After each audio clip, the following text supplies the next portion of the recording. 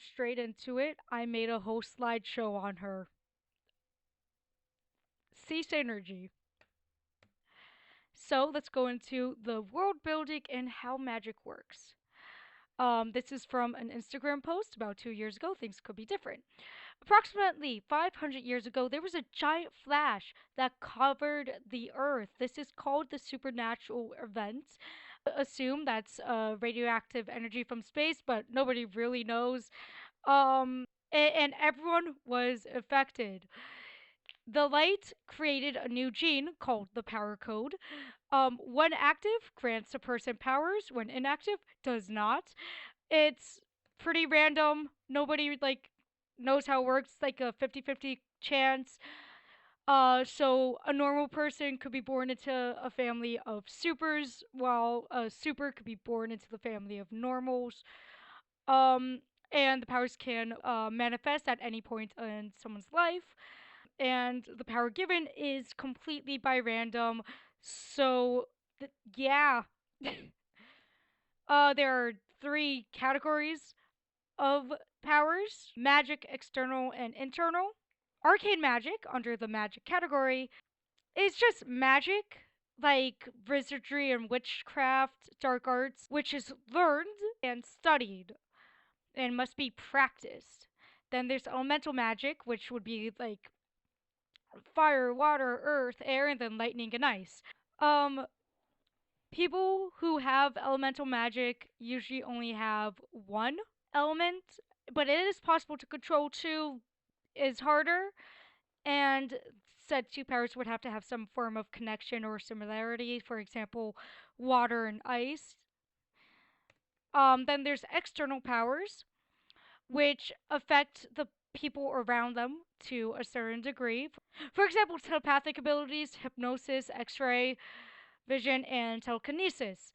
It can either benefit or weaken the people around them.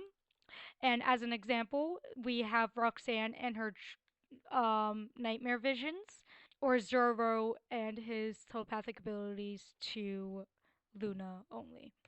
Next, there's internal powers, which can affect the user possessing them.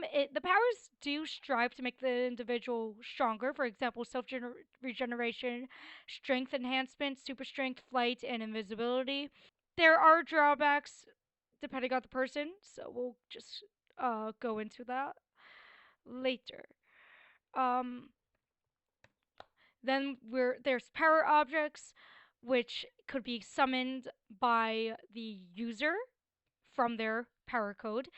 It's a gamble. It's like again a coin toss on if you'll actually get one, and it could range from guns to a household object like an umbrella or a yo-yo. Um, but it could be used as a weapon, as we can see by our heroes. Uh, Things may be different and outdated, but yeah, things are incorrect, which I will verbally correct. Which I also found 50 slides in, so I'll probably verbally correct again. Power corrupts the few, while weakness corrupts the many. Eric Hoffer, uh, presented by Lee. Anyway, there are three types of weaknesses: natural, mental, and control. All powers have three different weaknesses. Everyone is affected by these. Number one, there are natural weaknesses, um, which could best be explained via elemental magic. Um, One element is weaker than the other when it comes to being up against each other. For example, fire would be easily put out by water, or a rock will be able to take on fire. Okay, like that. Like in universe, if Ellie could put out Phoenix's fires, though in hand-to-hand combat, Phoenix will win. I'm sorry, I don't know anything about Ellie besides that he's timid. He's a little baby boy. He needs a hug. Okay, I'm getting ahead of myself. There are also things that can affect the human body. For example, Travis's blood bending. Although trying to make him stronger, it can also harm him, and it puts a huge strain on him whenever he uses his powers. Next, there are mental weaknesses, where the power works best if in sync with one's mind and emotions. Mental health is directly linked to powers, essentially. And it can either make the powers weaker or dangerous. For example, Adrian is weaker with his swords because of his mental strain and his guilt and his trauma. Yay! Next, lastly, is control weakness. It just depends on their personal limits and how much they personally can control their magical powers.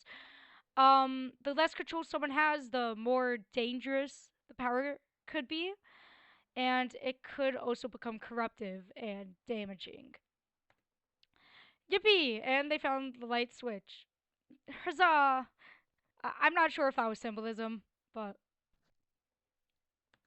Next, backstory.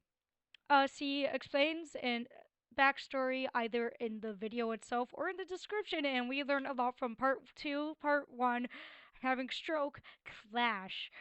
Um, from the narration of Gallicat in this, we learn that humans and supernatural coexist, very nicely. And there was this war called the Vertex War that broke out between a powerful group of heroes between Dimitri and Nikolai. From Team Eccentric, there's Scar, but we don't know anyone else for sure. And from Synergy, there is everyone save for Anne Marie. Each of them were in a division. Sonia, Oscar, and Thomas, so Scar, were in the division Impotence. Max and Iris were in the division Phronesis. I can't pronounce it. And then Adrian was in Furion with his late friend Tommy. Vertex ended with an explosion, literally, when Nikolai managed to kill Dimitri, though he had to sacrifice his own life to do it. But the Hemmerth legacy of Dimitri was not ended, as he created his children, the Hemmerth twins, Jonathan and Jacqueline, which we will go into later. We can tell from a comic she made and Haruto Lights Out meme that it was some time before the explosion, before the final encounter, but not confirmed. After the war, we learned stuff about Thomas from the Take It Back meme, and especially from the description of it. Sonia, Thomas, Oscar, and Scar grew close, but once the war finished, Scar departed for personal reasons, and we don't know them yet. I do think, however, he killed his mom. I don't know why. Sonia and Oscar plan to move to Orphis City together, which is where the main story takes place. But Thomas does not join. He goes home for a bit, and then he'll go to Orphis City, and then the birth of Team Synergy, who have 7 members, and we're gonna go into them individually later. From the peer pressure meme description, a team that consists mostly of war veterans are involved in an event long ago known as Clan War. The Clan War has been renamed into the Vertex War. We can make assumptions about how each of them joined the team from the Take It Back video. After Thomas, Sonia, and Oscar met up, I assume there was like a friend of the week situation where they all met up again. Oscar found Adrian injured likely. They seemed like they were friends before, but that's an assumption. He probably hopes him get to his back on his feet. Thomas met Iris and Max, as if they were meeting up again. And then Sonia met Anna Marie. It looked like Sonia was falling from a building or something, and Anna Marie caught her, but we don't know. After the team was officially made, we learn about X-Cut Labs, which was also referred to as Evil Lab Organization, but X-Cut Labs, you know. We learn about it in Chapter 1, Part 1, Hey. Adrian Adrian was sent on a surveillance mission to spy on scientists, but he ended up breaking cover and killing four scientists and brought back the most important thing of the chapter, the gem. Going straight into the next episode, the library, we see Iris trying to learn about the gem, but finds a lot of her attempts pretty futile on her own. So, along with Oscar and Sonia, they go to the library. Here we meet fun people, Lee and Chihori. I love them. They show this trio to the section of the gems, and after some witty banter and eavesdropping, they come to the conclusion that the gem might be a creation of Nikolai's. However, we don't know why it's still there, considering Nikolai is dead and power objects generally dissipate after the person dies or its purpose is complete. Um, Also, the library is called the Lexicon Library. Part 4, Whispers. This is where stuff rolling. This is where Thomas links himself to the gem, taking the destiny he did not want. An episode before, in the Hero Tale Lights Out meme, we do learn that Thomas had nightmares or memories of Nikolai. He hears whispers to unlock the truth, and that he's the only one who can help him. Uh, which leads to us assuming that the gem is Nikolai. Nikolai could be in the gem. Assumption. I don't know. Who knows? God does. God is see. What? No. Thomas wakes up on the couch after passing out from connected to the gem. And there is Oscar, who acts as the therapist friend here. And then meeting in the forest, we meet Luna, and it's this beautifully voice acted conversation between the two, Thomas and Luna, uh, where Luna gives him a speech about accepting destiny, and then she gives him a potion to help stop the dreams and whispers for some time, but that only works for 2 months. All right, let's go into the characters of Synergy. Number one, we have Johnson. We have Thomas Johnson. Thomas had two parents, no names given, and then two sisters, Michaela and Ellen. His powers are of elemental magic, being electricity manipulation. He has been shown to be able to amplify his voice as well. Whenever he aggressively powers up, his sclera turns black. Thomas had a pretty normal uprising, though he had feelings of loneliness after his friend group broke up. But his family kept him sane throughout his school years. During the Vertex War, Thomas was on a train when terrorists blew it up. He used his powers to amplify his voice and send out a scream. Scar, with the help of his powers, heard the shout and went to save him with Thomas and Sonia and Oscar. I am having a stroke. It was Oscar and Sonia. And they saved Thomas with Sonia and Oscar. There we go. Thomas returned home, but then joined the team 2 months later. Before that, he did serve in the military group Impotence.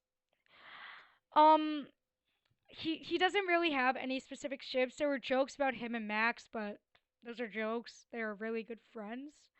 Honestly, I'm assuming that he might have some form of backstory with Roxanne, considering she knows his last name, but everyone might as well know his last name. This is speculation. Next, we have Anne Marie, whose powers are fire manipulation, which she can use to create wings and flip firelight force fields. We don't know much about Anne Marie, but we do get some information about her through an old Baby Hotline main description and an Instagram post. Anne Marie has amnesia, and she questions her identity. She is also slightly age regressed. Interestingly, she's very charismatic and sweet, and might have some form of romance with Adrian.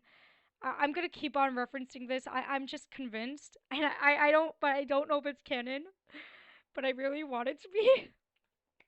Next, we have Adrian Rodriguez. He is such a polite boy who has an accelerated healing factor and swords. However, due to his blind eye, he has low depth perception. He is blind in one eye. We don't know where he got this injury, but we can assume that it's sometime before he joined Synergy, possibly during his childhood, considering one of the videos we see him in, or was it a comic post? I don't fully remember. He was shown to still have that injury. He served in the military division Furion, um, as a soldier along with his friend Tommy, who he lost during that time, and gained a shadow telling him that he is not good enough. And you know what? He is. He is good enough. Um, so the shadow has been retconned like through an Instagram post maybe an hour ago. I just found out now. Um, I'm but anyway, I'm losing my mind. I'm really hoping that he is dating Anne Marie. I just need it. Next, we have Max Reton, who has enhanced stamina, and his power object is a yo-yo. At first, I thought he was like a full cyborg, like Cyberborg from Teen Titans, but nope. Well, maybe I don't know. It's not fully confirmed. Max knew Iris during the Vertex War, under the group Ferrancis as a combat engineer.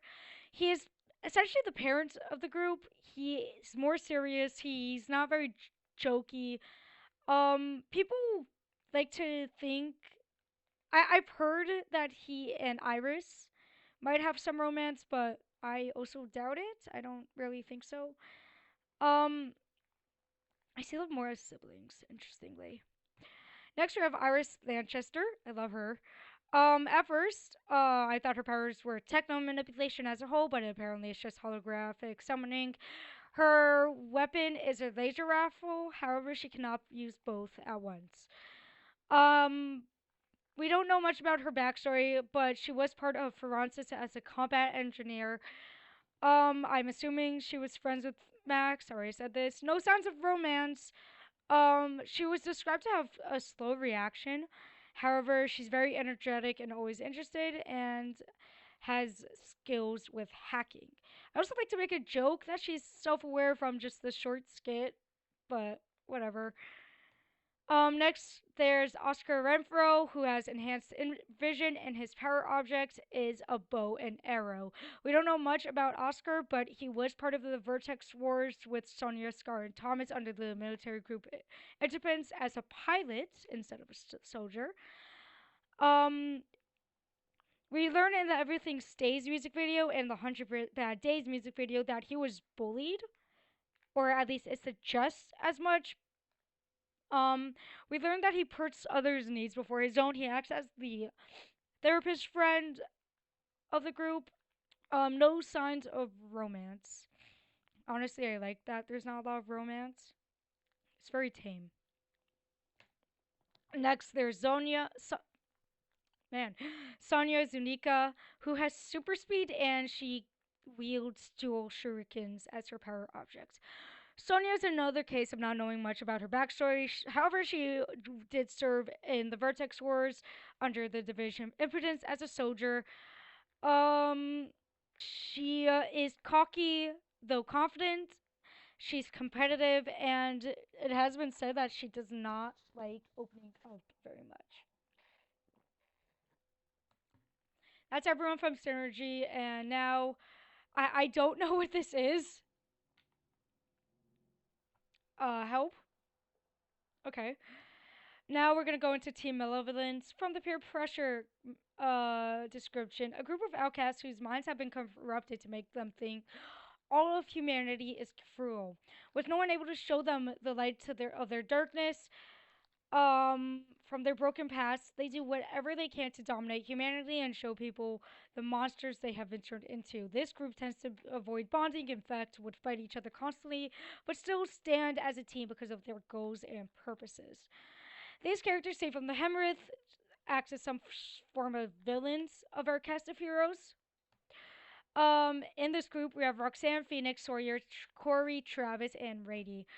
First of all, there's Roxanne. She's shown to have external powers. She can blast lasers from her umbrella.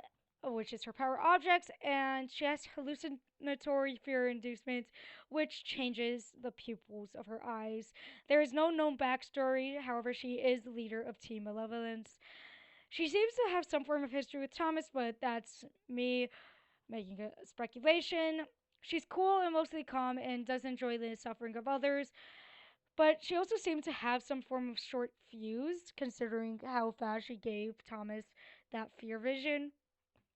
Next, we have Phoenix Riku. His powers resemble that of a phoenix, but it's elemental magic. Officially, his powers are fire manipulation, which he can create wings from. Um, we don't know much backstory wise, but we can make an assumption that he might know Anne Marie. He might have some history with her, concerning nicknames like Fire for Lakes. Um, he does. I believe he does appear in C's first mep, the Phoenix, in the final fight scene, but it's not canon. Trust me, I tried to look for lore. Um, it might be canon, but it just might not have any lore relevance. Anyway, Phoenix is laid back and cool. He doesn't mind getting his hands dirty. He's sarcastic, he's rude, he's a scumbag, but he's hot, so it's okay. Adrian, don't let your girl get stolen. I'm going insane. Next we have Sawyer Slattery, who has external. No, he has internal powers, which is regeneration. Um, uh, his power object is knives. Though not outright mentioned, I think he has some form of super speed, but whatever. No hints to backstory. Sawyer is insane. There's nothing to like stop me from believing that. He loves pain either on himself or others. Murder, screams, gore, it's music to his ears. During his fight with Sonya, he barely seemed affected once his hands were cut off, making me assume that not only is he a masochist, but they will probably grow back Deadpool style. He's sadistic, and in an Instagram post, it is said that he is being manipulated to thinking that Team Malevolence is good. Malevolence. Yeah. Next we have Corey Schiller. I have a lot of assumptions about him. Let's go into it. His powers would be internal, considering he can change himself. It's called animal hybrid psychology, fancy way of saying that he can take on the attributes of specific animals. We don't know anything backstory wise, but the way he acts, you can make some assumptions that he doesn't fully want to be bad. It might just be me, but with that collar and the way Roxanne almost treats him like a pet or maybe a little brother, he might be a pet to them. He might have been sold to Roxanne or and Team Malevolence, but I digress. It's a theory. We don't know. He's much more soft spoken than the others, but he's a great fighter. Although he does seem afraid of his teammates, and he definitely does not love them all that much. And we can assume that with how he reacted once Roxanne gave Thomas a fear vision, and Phoenix blasting the beaker for pretty much no reason. Next we have Travis Coperin, whose powers are internal with blood manipulation. He could grow these almost dagger-like objects from his veins, but after a while of overuse, it harms him. It almost looks like when creating them from his blood, it might stop sending blood to his heart. I don't know. That's a theory. But it hurts him. No clear backstory. Travis doesn't seem to love his powers all that much, concerning whenever he does use it, he gives a almost pained expression. Um, that doesn't mean that he doesn't love the havoc. He just whatever. He speaks with almost a seductive tone, calmly and coolly. And in an Instagram post, he was said to be more of a follower and uses violence as a coping mechanism. Lastly, I believe we have Raymond Rady Vargas. We don't. His powers were said to be none in an Instagram post. Um, but he might as well be nearing a robot, barely a cyborg, more Borg than Psy. We know nothing backstory wise besides the fact that he was part of a crime syndicate that was destroyed during the Vertex Wars. We can assume that Roxanne might own him, considering he looks to her specifically for answers, orders. He's cold, almost emotionless, and the closest thing we get to one is anger. He could literally be shut down with hacking. He has uh 8 mechanical limbs, tentacles, quote unquote. Um, with an AI, so Doctor Otto Octavius. Anyone? Sorry, I love Rady. But we can assume that he left humanity behind ages ago. I did notice counterparts between synergy and malevolence.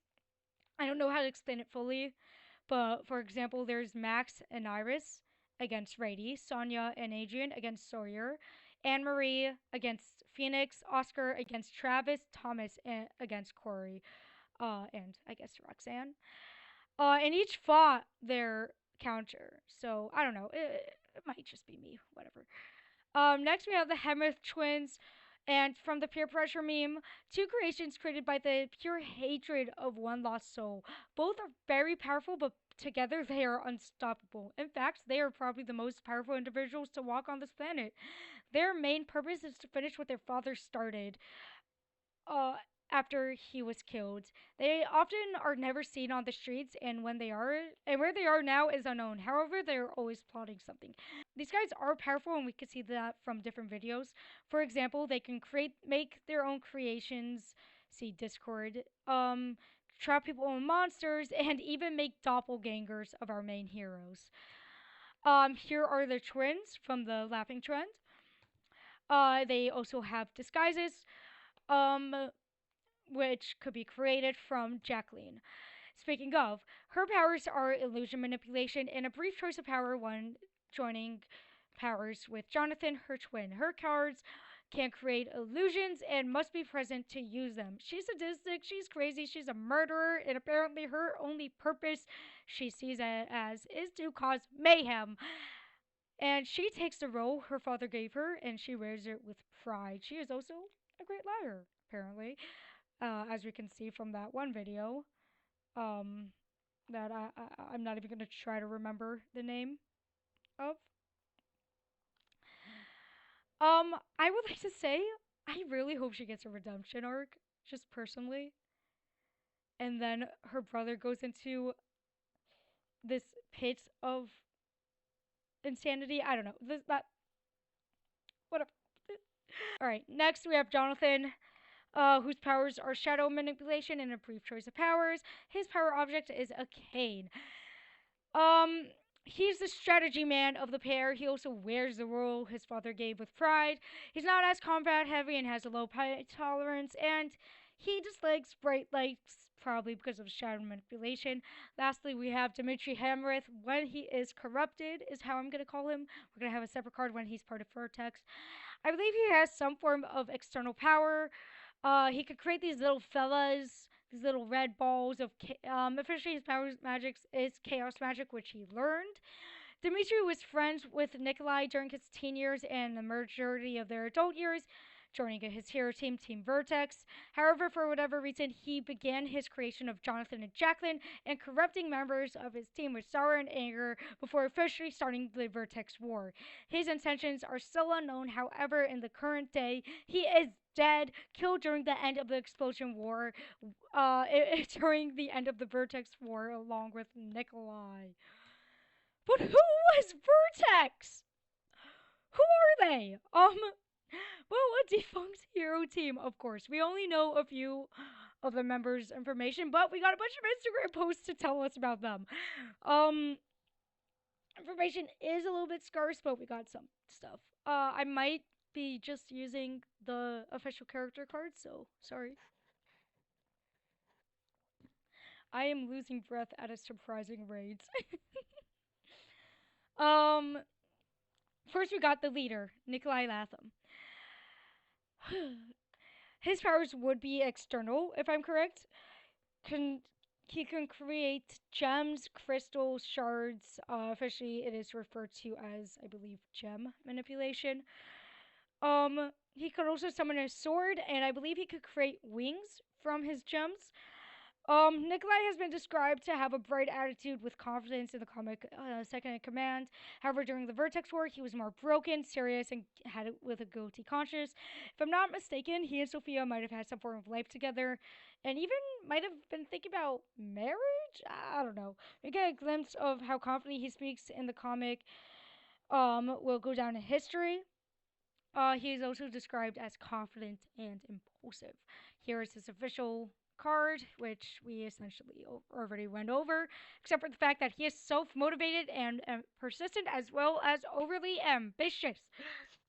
His weaknesses are high pitched sounds, and he has a low pain tolerance, and mental health affects performance. Next, we have Dimitri Hemerith. I'm going to go straight into this, whose magic is chaos magic. His power object is a sword. He's good with creating distractions. He can attack at all ranges, and he has a proficient swordsmanship. However, his magic is highly corruptive, emotions affect performance, and he has weak, long ranged attacks. He's imaginative and diligent. However, he's self conscious and cautious. He is somewhat clingy towards his teammates, and he interestingly hates being feared, and he's afraid of becoming ruthless. But he did. Poor baby.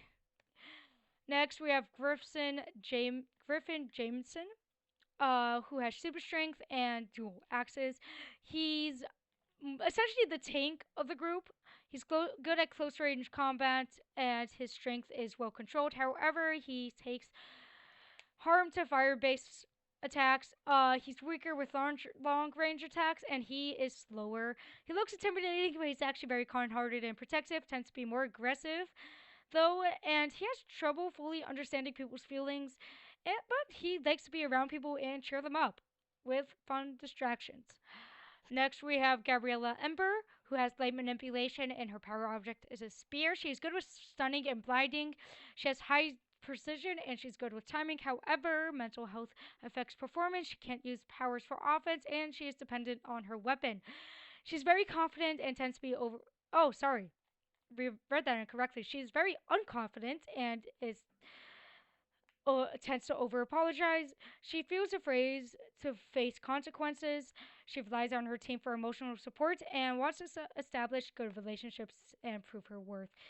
Note, we don't know where she is after the war. Actually, whatever. Next, we have Quinn Boss, who has X-ray vision and laser machine pistols. He's good at long-range attacks, detects supernatural activity, and deduces physical weaknesses. However, overusing power harms eyes.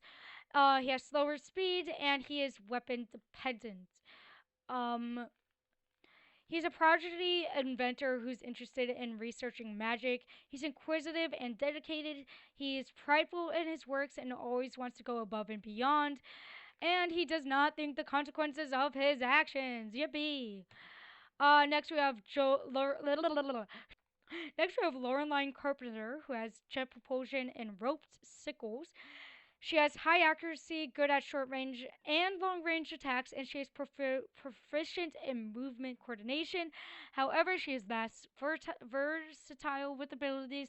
Speed can be used against her, and she cannot fly freely. She loves to explore and good with nature knowledge and navigation. She makes sure everyone is treated fairly and is never afraid to speak her strong opinions. She can be overprotective over others. Lastly, we have Sophia Adler, who has air manipulation. In the Wheel Go Down in History comic from C's Instagram, she speaks in a very calm way. She's blind, straight up mentioning to Nikolai. And she's very humble. We don't know much about her, sadly, but there were hints of romance between her and Nikolai. Um, she's good at redirecting attacks. She's very flexible and skilled in dance fighting. She's blind, however, fire-based attacks harm her, and she is ineffective in vacuums. I don't know what that means. She's always thinking on her feet. She loves listening to conversation. She doesn't like being pitied, however. And she rarely gets angry, but acts passive aggressive when she is annoyed. Um, Next, we have Team Eccentric from the and here from the peer pressure meme, a team consisting of freaks, monsters, and oddballs, or at least that's what normal society says. In the past, they have been all seen as bad guys when really they were good people, although some of them have done bad things in the past. They found their ways to redeem themselves. These anti-heroes are good friends with Synergy, and despite having not so heroic traits, will take the side against evil, fight against evil. Oh my god. Um, Part of this team is Ozzy, Stormy, Ellie, Roy, Lunar Scar, and Zoro. Ignore most of what's on this page. We don't know anything about these guys, but I'm just gonna put a name to the face for most of them. Here's Ozzy. Oh, I don't know what I did. Okay. Here's Stormy. Here's Ellie. Here's Roy. I think Roy and Ellie might be dating or something. They always touching. Now characters with information. We have Samuel Scar Carpenter, who might be related to Lorelai. He was part of the Vertex Wars with Thomas. He has enhanced hearing. His power objects are gauntlets. His gauntlets act as an offensive and a defense. He can manipulate the size, and he has a fast reaction time. However, loud noises are bad for him. Anger can lead to impulsive attacks, and he cannot control the strength of these attacks. He is rowdy and undisciplined. He finds it difficult to adopt to social norms. He developed anger issues from psychological trauma, and he has previously served under impotence as a soldier. Um, Next we have Luna Sorison, with arm manifestation and broom. An example of broom. Yeah. She's proficient in movement control, and she can manipulate the size of her arms. She also has a high stamina. However, arms have a limited reach. Her power is tied to concentration, and she tends to stay stationary in battle. She is sly, mischievous, and she has a strong interest in how people think and feel. She's very knowledgeable in magic and potion making. However, she is emotionally detached due to brain injury at birth. Lastly, we have this baby boy. Oh my god, Zoro. His powers are telepathy, specifically to Luna. He has no power object. He has high insight, high reflexes, and high stealth. However, he is not trained for combat. He's completely mute, and can only communicate with Luna. He's polite and loyal. He loves to help and provide comfort. He often isn't able to think for his needs. He is Luna's familiar, and he was made by Luna's parents through an experiment. And since he had enough emotional intelligence, he was able to function as a friend for Luna. And we are not done. Here are the other characters. We have Duncan Silvers. He was a surgeon in the Vertex War. He has a daughter, Hannah.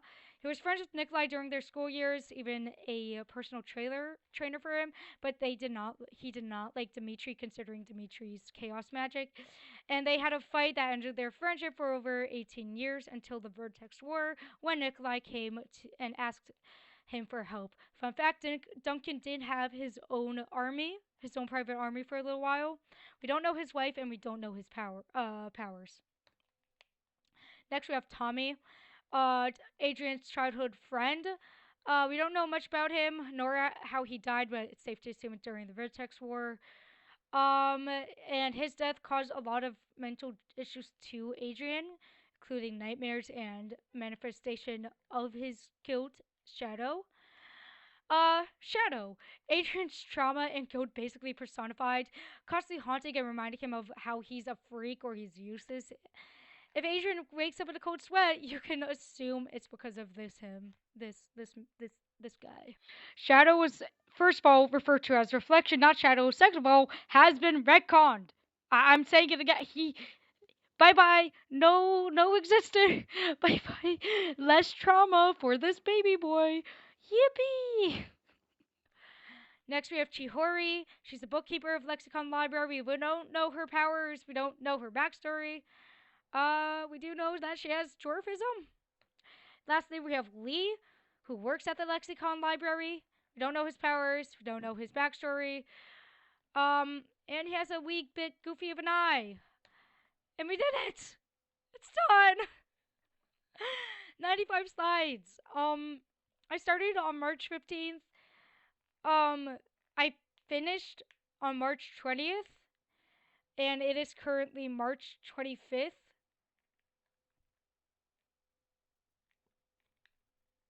Yippee. See?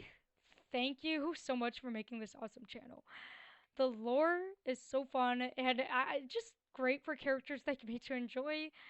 Even though I lost some motivation at the end, I was having so much fun learning things about your stuff and watching your old content.